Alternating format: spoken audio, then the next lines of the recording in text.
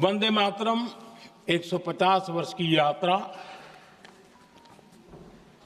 अनेक पड़ावों से गुजरी है, लेकिन आदरणीय अध्यक्ष जी, वंदे मातरम का जब 50 वर्ष हुए तब देश गुलामी में जीने के लिए मजबूर था और वंदे मातरम के 100 साल हुए तब देश आपातकाल की जंजीरों में जकड़ा हुआ था।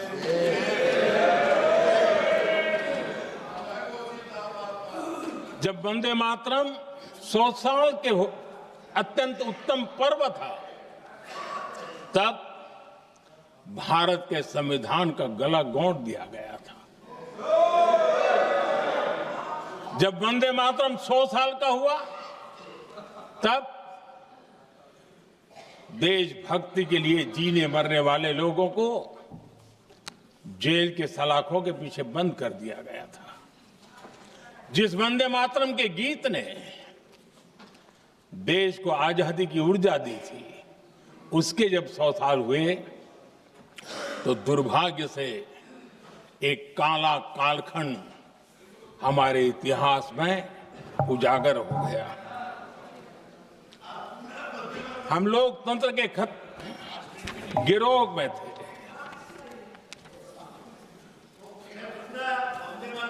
आदरणीय अध्यक्ष जी, 150 वर्ष उस महान अध्याय को, उस गौरव को पुनः स्थापित करने का अवसर है और मैं मानता हूं सदन ने भी और देश ने भी इस अवसर को जाने नहीं देना चाहिए।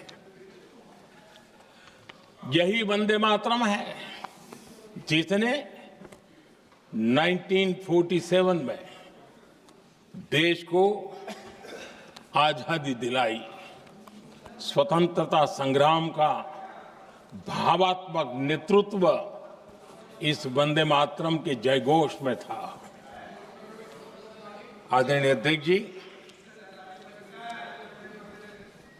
आपके समक्ष आज जब मैं वंदे मातरम 150 निमित्त चर्चा के लिए आरंभ करने खड़ा हुआ हूं, यहां कोई पक्ष प्रतिपक्ष नहीं है, क्योंकि हम सब यहां जो बैठे हैं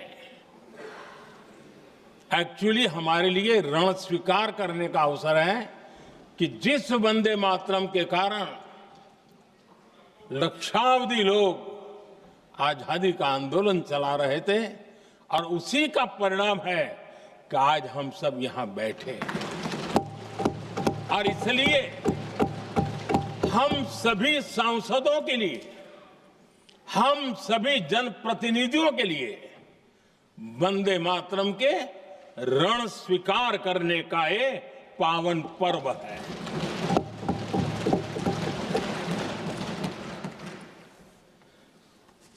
और इससे हम प्रेरणा लेकर के वंदे मातरम की जिस भावना ने देश की आजादी का जंग लड़ा, उत्तर दक्षिण पूर्व पश्चिम पूरा देश एक स्वर से वंदे मातरम बोल के आगे बढ़ा। फिर से एक बार अवसर है, आओ हम सब मिल के चले, देश को साथ लेके चले। आजादी के दीवानों ने जो सपने देखे थे, उन सपनों को पूरा करने के लिए वंदे मातरम 150 हम सबकी प्रेरणा बने, हम सबकी ऊर्जा बने और देश आत्मनिर्भर बने।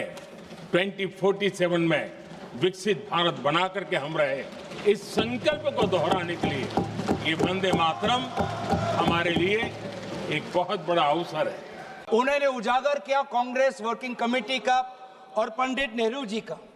और ये एक आदत है सर, ये मेरे पास एक टेबल है कि जब जब प्रधानमंत्री मोदी जी किसी भी विषय पे बोलते हैं तो पंडित नेहरू जी का नाम कितने बार लेते हैं और कांग्रेस पार्टी का नाम कितने बार लेते हैं। मैं बस एक ही उदाहरण देना चाहता हूं कि इससे पहले ऑपरेशन सिंदूर का डिबेट में हमने आदरणीय प्रधानमंत्री मोदी जी को सुना। क्या आप जानना चाहेंगे कि पंडित नेहरू का नाम कितने बार उन्होंने लिया? 14 बार। ऑपरेशन सिंदूर पे 14 बार उन्होंने पंडित नेहरू का नाम लिया। और कांग्रेस पार्टी का कितने बार? 50 बार। वैसे ही जब संविधान का 75th एनिवर्सरी मनाया जा रहा था तब 10 बार पंडित नेहरू जी का नाम लिया और 26 बार कांग्रेस पार्टी का। उस प्रकार से जब 2022 में जब राष्ट्रपति अभिभाषण पे प्रधानमंत्री मोदी जी अपना बात रख रहे थे तो 15 बार पंडित नेहरू का नाम लिया। 2020 में, सर मैं आपके साथ तर्क वितर्क नहीं करने आया सर, 2020 में जब राष्ट्रपति अभिभाषण पर प्रधानमंत्री मोदी जी ने भाषण दिया तो 20 बार पंडित नेहरू का नाम लिया।